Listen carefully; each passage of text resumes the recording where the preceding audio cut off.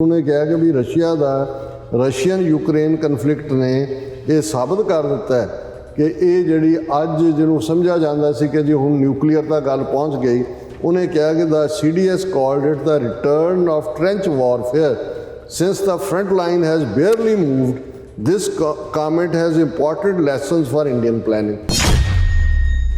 General Chauhan कह रहे हैं CDS उन्होंने A cursory look at the battlefield and surrounding terrain in eastern Ukraine shows a striking similarity to the agriculture plains in Punjab, for which India has been making operational plans.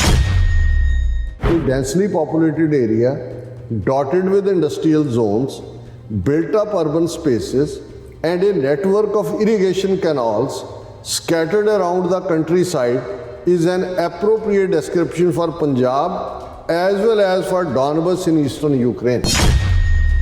उन्होंने कहा जी ਜਦੋਂ ਦੋਵੇਂ ਜੰਗਾਂ ਹੋਈਆਂ ਭਾਰਤ ਪਾਕਿਸਤਾਨ ਪੰਜਾਬ ਹੀ border ਬਣਿਆ ਵੀ ਦੋਨੋਂ ਪਾਸਿਓਂ ਕੋਈ ਜ਼ਮੀਨ ਨਾ ਉਹ ਲੈ ਸਕੇ ਨਾ ਉਹ ਲੈ ਸਕੇ। ਸੋ ਇਹਦੇ ਤੋਂ ਅੰਦਾਜ਼ਾ ਲਾਓ ਪਰ ਉਹਨੂੰ ਰਸ਼ੀਅਨ ਡੌਨਬਾਸ ਦੇ ਵਿੱਚ ਕਿ ਵੀ ਇਹੀ ਹਾਲ ਉੱਥੇ ਰਸ਼ੀਆ ਯੂਕਰੇਨ ਦਾ ਚੱਲ ਰਿਹਾ। From high precision weapons to efficient logistics and contracted soldiers like Agniveer to fighting in built-up areas, India can take insight from Donbas on everything it would have to face in a fight on the Punjab plain. ये है the buzzword कि भाई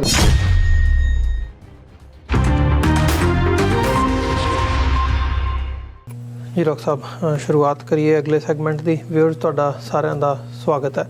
doctor साहब जी ये इस वक्त situation बनी हुई है पंजाब दे विच, मतलब हुण एक वड्डा सवाल इत्थे ये उठदा भी जिवें तुसीं गल भी कीती है भी हुण ये लंबा चलूगा ਜਦੋਂ ਇਸ ਕਿਸਮ ਦੀ ਤੁਹਾਡੇ ਤੇ ਥੋਪੀ ਜਾਂਦੀ ਹੈ ਸਿਚੁਏਸ਼ਨ, ਇਹਦੇ ਵਿੱਚੋਂ ਨਿਕਲੂਗਾ ਕੀ? ਜਾਂ ਇਹ ਕਹਿ ਲਿਆ ਜਾਵੇ ਦੂਜੇ ਸ਼ਬਦਾਂ ਦੇ ਵਿੱਚ ਸਵਾਲ ਜਿਹੜਾ ਆ ਵੀ ਜਦੋਂ ਸਟੇਟ ਇਸ ਕਿਸਮ ਦੀ ਸਿਚੁਏਸ਼ਨ ਬਣਾ ਕੇ ਤੁਹਾਡੇ ਤੇ ਉਹ ਕਰਦੀ ਹੈ, ਚੜ੍ਹ ਕੇ ਆਉਂਦੀ ਹੈ, ਦੈਨ ਵਾਟ ਆਰ ਦੇ ਲੁਕਿੰਗ ਫॉर? ਇਹ ਇੱਕ ਵੱਡਾ ਕੁਐਸਚਨ ਹੈਗਾ ਇਸ ਵਕਤ ਵੀ ਕੀ ਹੁਣ ਅਸੀਂ ਇੱਕ ਜੰਗ ਦੇ ਵੱਲ ਨੂੰ ਵੱਧ ਰਹੇ ਹਾਂ?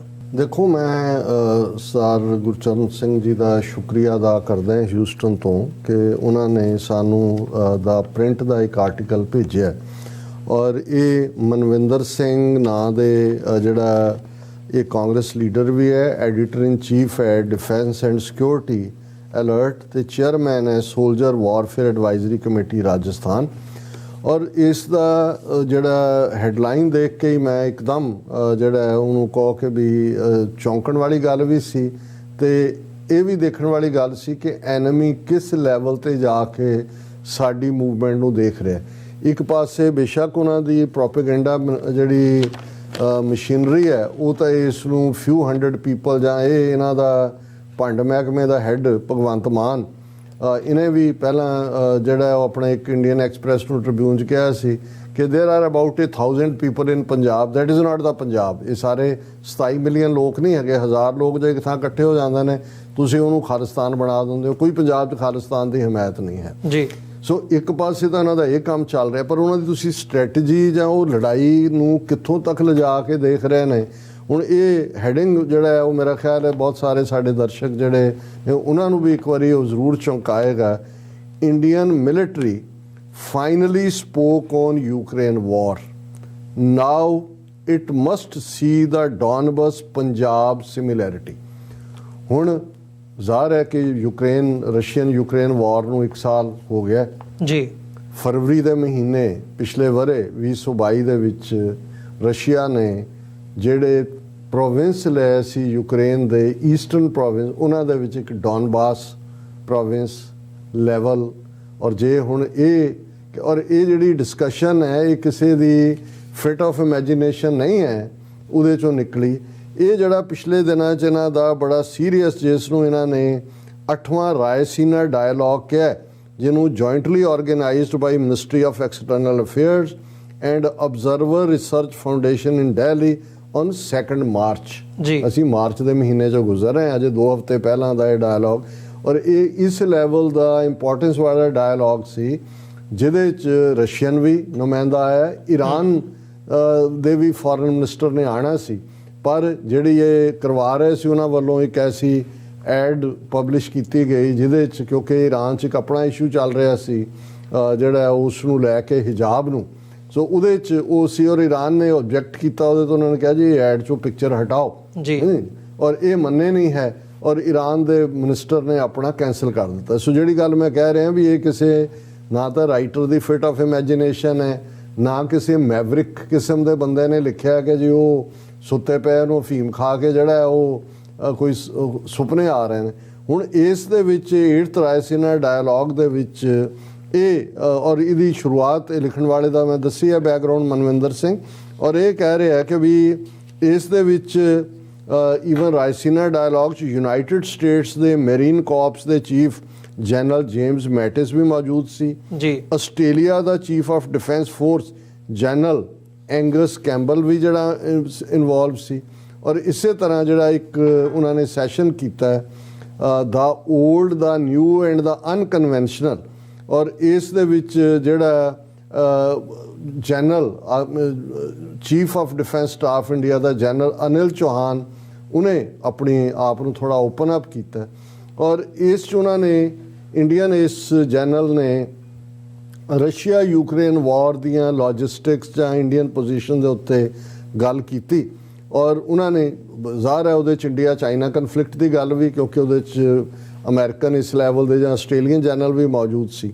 ਹੁਣ ਉਸ ਦੇ ਵਿੱਚ ਈਵਨ ਜਿਹੜਾ ਐਸ ਜੈ ਸ਼ੰਕਰ, ਹਾਲਾਂਕਿ ਭਾਵੇਂ ਉਹਨੇ ਇੱਕ ਇੰਟਰਵਿਊ ਦੇ ਵਿੱਚ ਕਿਹਾ ਜੀ ਚਾਈਨਾ ਦੇ ਨਾਲ ਤਾਂ ਅਸੀਂ ਲੜ ਹੀ ਨਹੀਂ ਸਕਦੇ, ਉਹਨਾਂ ਦੀ ਇੰਨੀ ਵੱਡੀ ਇਕੋਨਮੀ ਹੈ ਔਰ ਅਸੀਂ ਉਹ ਹੁਣ ਹਾਲਾਂ ਜਿਹੜਾ ਉਹ ਆਰਟੀਕਲ ਜਿਹਦਾ ਇੰਟਰਵਿਊ ਸੀ ਉਹਨੂੰ ਉਹਨਾਂ ਨੇ ਡਿਲੀਟ ਕਰ ਦਿੱਤਾ ਔਰ ਉਹਦੇ 'ਚ ਜਿਹੜਾ ਉਹਨਾਂ ਦਾ ਚੀਫ ਆਫ ਡਿਫੈਂਸ ਸਟਾਫ ਹੈ ਉਹਨੇ ਇਹ ਕਿਹਾ the type of weapons required in modern conflict such as Ukraine. ਇਸ ਦੇ ਉੱਤੇ ਗੱਲ ਹੋਈ ਕਿ ਭਾਈ ਕੀ ਅਸੀਂ ਰਸ਼ੀਆ ਵਾਸ ਕਾਟ ਨੈਪਿੰਗ ਅਰਲੀਅਰ, ਦਾ ਕਰੰਟ ਸਿਚੁਏਸ਼ਨ ਦੋ ਇਜ਼ ਫਾਰ ਫਰਮ ਕਲੀਅਰ, ਕਿ ਉੱਥੇ ਕੀ ਚੱਲ ਰਿਹਾ ਸਾਨੂੰ ਨਹੀਂ ਪਤਾ। ਇੱਕ ਤਾਂ ਉਹਨਾਂ ਨੇ ਕਿਹਾ ਜੀ ਸਾਨੂੰ ਅਸੀਂ ਕਨਵੈਨਸ਼ਨਲ ਜਿਹੜੇ ਹਥਿਆਰ ਨੇ ਉਹਨਾਂ ਦੇ ਵਿੱਚ ਵੀ ਸਾਡੀ ਜਿਹੜੀ ਹੈ ਉਹ ਪਹੁੰਚ ਹੋਣੀ ਚਾਹੀਦੀ ਹੈ। ਉਹਨਾਂ ਨੇ ਕਿਹਾ ਜੀ ਕੰਪੇਅਰ ਕਰੋ ਪੀਪਲਜ਼ ਲਿਬਰੇਸ਼ਨ ਆਰਮੀ ਨਾਲ ਚਾਈਨਾ ਦੀ, ਜਿਨ੍ਹਾਂ ਨੇ ਆਪਣੇ ਆਪ ਨੂੰ ਪੂਰਾ ਅਪ ਟੂ ਦਾ ਮਾਰਕ ਰੱਖਿਆ। ਔਰ ਦੂਸਰਾ ਫਿਰ ਉਹਨਾਂ ਨੇ ਕਿਹਾ ਵੀ ਜਨਰਲ ਚੌਹਾਨ ਇਹ ਕਹਿ ਰਿਹਾ ਕਿ ਯੂਕਰੇਨ ਰਸ਼ੀਆ ਕਨਫਲਿਕਟ 'ਚੋਂ ਸਾਡੇ ਲਈ ਸਬਕ ਕੀ ਸਿੱਖਣ ਵਾਲੇ ਨੇ ਕਿ ਰਸ਼ੀਆ ਜਿਹੜਾ ਸਮਝਦਾ ਸੀ ਕਿ ਵਿਦਨ ਫਿਊ ਡੇਜ਼ ਉਹ ਲੈ ਲੇਗਾ, ਉਹ ਉਹਨੂੰ ਜਿੱਤ ਨਹੀਂ ਸਕਿਆ ਹੈ ਸਾਲ ਬੀਤਣ ਬਾਅਦ ਵੀ। ਹਾਲਾਂਕਿ ਇਹ ਨਹੀਂ ਪਤਾ ਹੈ ਵੀ ਕੌਣ ਕਿੱਥੇ ਜਿੱਤ ਰਿਹਾ, ਪਰ ਉਹਨੇ ਕਿਹਾ ਕਿ ਵੀ ਰਸ਼ੀਅਨ ਯੂਕਰੇਨ ਕਨਫਲਿਕਟ ਨੇ ਇਹ ਸਾਬਤ ਕਰ ਦਿੱਤਾ ਹੈ ਕਿ ਇਹ ਜਿਹੜੀ ਅੱਜ ਜਿਹਨੂੰ ਸਮਝਿਆ ਜਾਂਦਾ ਸੀ ਕਿ ਜੀ ਹੁਣ ਨਿਊਕਲੀਅਰ ਤੱਕ ਗੱਲ ਪਹੁੰਚ ਗਈ, ਉਹਨੇ ਕਿਹਾ ਕਿ the CDS called it the return of trench warfare since the front line has barely moved. This comment has important lessons for Indian planning. ਉਹਨਾਂ ਨੇ ਕਿਹਾ ਵੀ ਉਹ 2 ਕਦਮ ਅੱਗੇ ਜਾਂਦੇ ਨੇ, ਯੂਕਰੇਨੀਅਨ ਨੂੰ ਪੁਸ਼ ਕਰ ਦਿੰਦੇ ਨੇ, ਕਿਉਂਕਿ ਟ੍ਰੈਂਚ ਵਾਰਫੇਅਰ ਵਾਂਗੂ ਔਨ ਦਾ ਗਰਾਊਂਡ ਇਹ ਕੰਬੈਟ ਚੱਲ ਰਿਹਾ। ਹੁਣ ਜਿਹੜਾ ਮੈਂ ਪੜ੍ਹਨ ਲੱਗਾ ਇਹ ਬਹੁਤ ਇੰਪੋਰਟੈਂਟ ਹੈ ਔਰ ਆਲਰੇਡੀ ਸਾਡੇ ਕੁਝ ਵੀਰ ਜਿਹੜੇ ਫਿਕਰਮੰਦ ਨੇ ਉਹ ਸਾਨੂੰ ਸੁਝਾਅ ਵੀ ਦਿੰਦੇ ਨੇ, ਕੁਝ ਥੋੜ੍ਹੇ ਜਿਹੇ ਤੇਜ਼ ਵੀ ਤੁਰਦੇ ਨੇ। ਔਰ ਜਿਵੇਂ ਅਸੀਂ ਭਾਵੇਂ ਅੰਮ੍ਰਿਤਪਾਲ ਸਿੰਘ ਦੇ ਹਵਾਲੇ ਨਾਲ ਇਹ ਕਿਹਾ ਵੀ ਉਹਨੂੰ ਡੀਫੇਮ ਕਰਨ ਦੇ ਇਹਨਾਂ ਨੇ ਕਿਹਾ ਜੀ ਉਹ ਤਾਂ ਖਾਲਸਾ ਡਿਫੈਂਸ ਆਰਮੀ ਬਣਾ ਰਿਹਾ ਸੀ ਅਨੰਦਪੁਰ ਦੇ ਨਾਂ ਦੇ ਉੱਤੇ। ਹੁਣ ਇਹ ਇਹਨਾਂ ਦੇ ਦਿਮਾਗ ਦੀ ਕਾਢ ਹੈ ਔਰ ਉਹਨਾਂ ਨੇ ਕੋਈ ਲਿਖੀ ਜਿਹੜੀ ਹੈ ਆਪ ਹੀ ਉਹਨੂੰ ਉਹਦੇ ਤੇ ਖੁਰਚ ਕੇ ਲਿਖ ਕੇ ਕਿਹਾ ਜੀ ਉਹ ਤਾਂ ਘਰ ਦੇ ਬਾਹਰ ਵੀ ਲਿਖਿਆ ਹੋਇਆ ਸੀ। ਲੇਕਿਨ ਇਹ ਕਿੱਥੋਂ ਦੀ ਸੋਚ ਰਹੇ ਨੇ, ਜੇ ਮੈਂ ਇਹ ਨਾ ਦੇਖਦਾ ਤਾਂ ਫਿਰ ਮੈਨੂੰ ਇਹ ਨਹੀਂ ਸੀ ਸਮਝ ਆਣੀ ਕਿ ਵੀ ਇਹ ਅੰਮ੍ਰਿਤਪਾਲ ਸਿੰਘ ਨਾਲ ਆਰਮੀ ਨੂੰ ਜੋੜ ਦੇਣਾ। 7 ਬਾਡੀਗਾਰਡ, 6 ਲਾਇਸੈਂਸੀ ਹਥਿਆਰਾਂ ਵਾਲੇ, 4 'ਚ ਫਿਰ ਇਹ ਕੈਮਰਿਆਂ ਦੀਆਂ ਨਜ਼ਰਾਂ 'ਚ ਕਿਹੜੀ ਆਰਮੀ ਤੇ ਕਿਹੜੀ ਡਿਫੈਂਸ ਆਰਮੀ ਖਾਲਸੇ ਦੀ ਬਣਾਉਣ ਦੀ ਗਾ। ਕਿਉਂਕਿ ਬਾਹਰ ਇਹ ਗੱਲ ਚੱਲ ਰਹੀ ਸੀ, ਅਸੀਂ ਵੀ ਡਿਸਕਸ ਕੀਤਾ ਵੀਰ ਪਰਮਿੰਦਰ ਸਿੰਘ ਹੋਰਾਂ ਦੀ ਇੱਕ ਲਿਖਤ ਨੂੰ ਆਧਾਰ ਬਣਾ ਕੇ ਕਿ ਭਾਈ ਉਹ ਵਕਤ ਆ ਗਿਆ ਹੈ ਕਿ ਜਿੱਥੇ ਸਾਨੂੰ ਹੁਣ ਦੁਨੀਆ ਭਰ ਦੇ ਵਿੱਚ ਆਪਣੇ ਹੱਕਾਂ ਦੇ ਲਈ ਉਸ ਧਰਤੀ ਤੇ ਜਾ ਕੇ ਲੜਨ ਦੇ ਲਈ ਕੋਈ ਸੈਟਅਪ ਦੀ ਲੋੜ ਹੋਏਗੀ। ਲੇਕਿਨ ਇਹ ਤਾਂ ਸਾਡੇ ਤੋਂ ਪਹਿਲਾਂ ਹੀ ਜਿਹੜੇ ਨੇ ਉਹ ਯੂਕਰੇਨ ਦੇ ਉਸ ਪ੍ਰੋਵਿੰਸ ਦੀ ਲੜਾਈ ਵਾਂਗ ਪੰਜਾਬ ਦੇ ਲੈਂਡਸਕੇਪ ਨੂੰ ਦੇਖ ਕੇ ਆਪਣੀ ਮਿਲਟਰੀ ਨਕਸ਼ਾ ਬਣਾ ਰਹੇ ਨੇ। ਔਰ ਮੈਂ ਉਹ ਹੁਣ ਕਹਿੰਦਾ ਲੈਸਨਸ ਫਾਰ ਇੰਡੀਆ, ਇਹ ਜਨਰਲ ਚੌਹਾਨ ਕਹਿ ਰਿਹਾ CDS ਉਹਨਾਂ ਦਾ।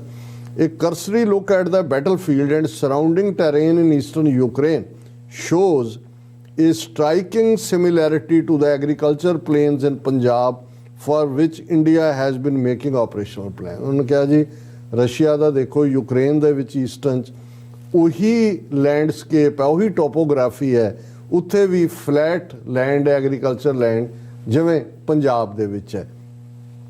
ਇਹ ਡੈਂਸਲੀ ਪੋਪੂਲੇਟਿਡ ਏਰੀਆ, ਹੁਣ ਪੰਜਾਬ ਦੀਆਂ ਔਰ ਉਸ ਦੀਆਂ ਸਿਮਿਲੈਰਿਟੀਜ਼ ਕੀ ਨੇ ਡੌਨਬਾਸ ਦੀਆਂ, ਇਹ ਡੈਂਸਲੀ ਪੋਪੂਲੇਟਿਡ area dotted with industrial zones, built up urban spaces, and a network of irrigation canals scattered around the countryside is an appropriate description for Punjab as well as for Donbas in eastern Ukraine। ਕਿ ਜਿਹੜਾ ਸੂਬਾ ਉਹਨਾਂ ਲਿਆ ਹੈ ਕਿ ਉਹਦੀ ਤੇ ਇਹ ਸਾਰੀਆਂ ਚੀਜ਼ਾਂ ਉੱਥੇ ਵੀ ਨੇ, ਉਸ ਕਿਸਮ ਦਾ ਹੀ topography. So it is little wonder that over two conventional conflicts, India and Pakistan could barely gain any territory in this theatre, and that is what is happening in Donbas as well। ਉਹਨੇ ਕਿਹਾ ਜੀ ਜਦੋਂ ਦੋਵੇਂ ਜੰਗਾਂ ਹੋਈਆਂ ਭਾਰਤ ਪਾਕਿਸਤਾਨ, ਪੰਜਾਬ ਹੀ border ਬਣਿਆ ਵੀ ਦੋਨੋਂ ਪਾਸਿਓਂ ਕੋਈ ਜ਼ਮੀਨ ਨਾ ਉਹ ਲੈ ਸਕੇ ਨਾ ਉਹ ਲੈ ਸਕੇ। ਸੋ ਇਹਦੇ ਤੋਂ ਅੰਦਾਜ਼ਾ ਲਾਓ, ਪਰ ਉਹਨੂੰ ਰਸ਼ੀਅਨ ਡੌਨਬਾਸ ਦੇ ਵਿੱਚ ਕਿ ਵੀ ਇਹੀ ਹਾਲ ਉੱਥੇ ਰਸ਼ੀਆ ਔਰ ਯੂਕਰੇਨ ਦਾ ਚੱਲ ਰਿਹਾ, ਔਰ ਉਹਦੇ 'ਚ ਉਹਨਾਂ ਨੇ ਇਸ ਸਾਰੇ ਕੰਪੈਰੀਜ਼ਨ 'ਚੋਂ ਮੈਂ ਸਮਝਦਾ ਹਾਂ ਵੀ ਇਹੀ ਮੈਸੇਜ ਦਿੱਤਾ ਹੈ। ਔਰ ਅੱਗੇ ਲੰਬਾ ਚੌੜਾ ਹੈ ਔਰ ਮੈਂ ਵਕਤ ਘੜੀ ਵੱਲ ਵੀ ਦੇਖ ਰਿਹਾ, ਉਹਨਾਂ ਦੀ ਡਿਟੇਲ 'ਚ ਨਹੀਂ ਜਾਣਾ ਚਾਹੁੰਦਾ, ਲੇਕਿਨ ਉਹਨਾਂ ਨੇ ਕਿਹਾ ਕਿ ਵੀ ਇਹ ਸਾਨੂੰ India should leverage its unique role in Russia's economic affairs and ask Moscow for a pole position view of how the conflict is unfolding. कि उस सारे ਨੂੰ ਵੀ ਸਟੱਡੀ ਕਰੋ, ਰਸ਼ੀਆ ਤੋਂ ਇਨਪੁਟ ਲਓ, from high precision weapons to efficient logistics and contracted soldiers like Agniveer to fighting in built up areas. India can take insight from Donbas on everything it would have to face in a fight on the Punjab plains। ਇਹ ਹੈ ਇਹਦਾ buzzword ਕਿ ਭਾਈ Russians ਨਾਲ ਰਾਬਤਾ ਕਰੋ, ਕੀ problems ਡੌਨਬੇਅਰ 'ਚ ਆ ਰਹੀਆਂ ਉਹ ਕਿਵੇਂ ਉਹਦਾ ਹੋਏ, ਤਾਂ ਕਿ ਜਦੋਂ ਤੁਸੀਂ ਫਿਊਚਰ ਵਾਰ ਪੰਜਾਬ ਦੇ ਪਲੇਨਸ ਦੇ ਵਿੱਚ ਲੜਨੀ ਹੈ। ਔਰ ਇਹ ਤੁਹਾਨੂੰ ਜਿਹੜੀ ਹੈ ਅਲਟੀਮੇਟਲੀ ਅਗਨੀਵੀਰ ਦਾ ਵੀ ਆ ਗਿਆ ਵਿੱਚ ਨਾ ਕਿ ਭਾਈ ਉਹਨਾਂ ਨੂੰ ਉਹ ਟ੍ਰੇਨਡ, ਕਿਉਂਕਿ ਇਹ ਸੀ ਕਿ ਅਗਨੀਵੀਰ ਕਾਸਟ ਰਿਜ਼ਰਵੇਸ਼ਨ ਵਾਲਾ ਗੱਲ ਬਿਲਕੁਲ ਉਹਨਾਂ ਨੂੰ ਯੂਪੀ ਬਿਹਾਰ ਵਾਲਿਆਂ ਨੂੰ ਵੀ ਪ੍ਰਿਪੇਅਰ ਕਰ ਰਹੇ ਨੇ ਜੀ। ਡੈਮੋਗ੍ਰਾਫੀ ਚੇਂਜ ਦੀ ਗੱਲ ਅਸੀਂ ਦੇਖਦੇ ਹਾਂ ਕਿਵੇਂ ਹੋ ਰਹੀ ਹੈ। ਉਹਨਾਂ ਦੇ NIA ਦੇ ਜਿਹੜੀ ਨੈਸ਼ਨਲ ਇਨਵੈਸਟੀਗੇਟਿਵ ਏਜੰਸੀ ਔਰ ਜਿਹੜੇ ਅਜੀਤ ਡੋਵਲ ਨੇ ਕਿਹਾ ਸੀ ਕਿ ਆਉਣ ਵਾਲੇ ਪੀਰੀਅਡ 'ਚ ਸਿਰਫ ਇਹੀ ਨਹੀਂ ਹੈ ਕਿ ਵੀ 2 ਫਰੰਟ ਵਾਰ ਹੈ, 2.5 ਫਰੰਟ ਵਾਰ ਹੋਏਗੀ। ਇੱਕ ਪਾਸੇ ਚਾਈਨਾ ਪਾਕਿਸਤਾਨ ਐਂਡ ਹਾਫ ਹੈ ਸਿਵਲ ਵਾਰ ਵਿਦਨ। ਹੁਣ ਉਹਦੇ ਲਈ ਉਹ ਅਗਨੀਵੀਰ ਔਰ ਰਸ਼ੀਆ ਦੇ ਨਾਲ ਕੰਪੈਰੀਜ਼ਨ। ਸੋ ਮੈਂ ਸਮਝਦਾ ਕਿ ਵੀ ਦਾ ਜਵਾਬ ਇਹ ਹੈ ਕਿ ਸਾਨੂੰ ਵੀ ਜਦੋਂ ਕਿ ਉਹ ਸਾਨੂੰ ਮਾਰ ਮਕਾਉਣ ਦੇ ਲਈ ਉਸੇ ਹੀ ਤਰ੍ਹਾਂ ਜਿਹੜਾ ਈਸਟਰਨ ਯੂਰਪ ਦੇ ਹਵਾਲੇ ਨਾਲ ਆਪਣੀ ਸਟ੍ਰੈਟਜੀ ਨੂੰ ਪਲਾਨ ਕਰ ਰਹੇ ਨੇ, ਤਾਂ ਵਿਲ ਹੈਵ ਟੂ ਸੀ ਕਿ ਅਸੀਂ ਕਿਤੇ ਇਹ ਤਾਂ ਨਹੀਂ ਹੈ ਵੀ ਦੌੜੋ ਜ਼ਮਾਨਾ ਚਾਲ ਕਿਆਮਤ ਕੀ ਚੱਲ ਗਿਆ, ਕਿ ਉਹ ਤਾਂ ਕਿਆਮਤ ਦੀ ਚਾਲ ਦੀ ਗੱਲ ਕਰ ਰਹੇ ਨੇ ਤੇ ਅਸੀਂ ਜਿਹੜਾ ਅਜੇ ਤੱਕ ਮਿੱਟੀ ਦੇ ਖਿਡੌਣਿਆਂ ਦੇ ਨਾਲ ਹੀ ਖੇਡ ਰਹੇ ਹਾਂ। ਜੀ ਡਾਕਟਰ ਸਾਹਿਬ, ਬਿਲਕੁਲ ਨਹੀਂ, ਇਹ ਇੱਕ ਬੜਾ ਇੰਪੋਰਟੈਂਟ ਟੌਪਿਕ ਆ। ਮੈਂ ਸਮਝਦਾ, ਉਮੀਦ ਕਰਦੇ ਹਾਂ ਸਾਡੇ ਦਰਸ਼ਕਾਂ ਨੂੰ ਵੀ ਜ਼ਰੂਰ ਪਸੰਦ ਆਇਆ ਹੋਵੇਗਾ ਤੇ ਤੁਹਾਡੀ ਫੀਡਬੈਕ ਵੀ ਜਿਹੜੀ ਆ ਉਹ ਸਾਨੂੰ ਚਾਹੀਦੀ ਹੈ। ਸੋ ਇੱਕ ਛੋਟੇ ਜਿਹੇ ਕਮਰਸ਼ੀਅਲ ਬ੍ਰੇਕ ਦੇ ਲਈ ਇੱਥੇ ਰੁਕਾਂਗੇ, ਬ੍ਰੇਕ ਤੋਂ ਬਾਅਦ ਦੁਬਾਰਾ ਗੱਲਬਾਤ ਕੰਟੀਨਿਊ ਕਰਾਂਗੇ।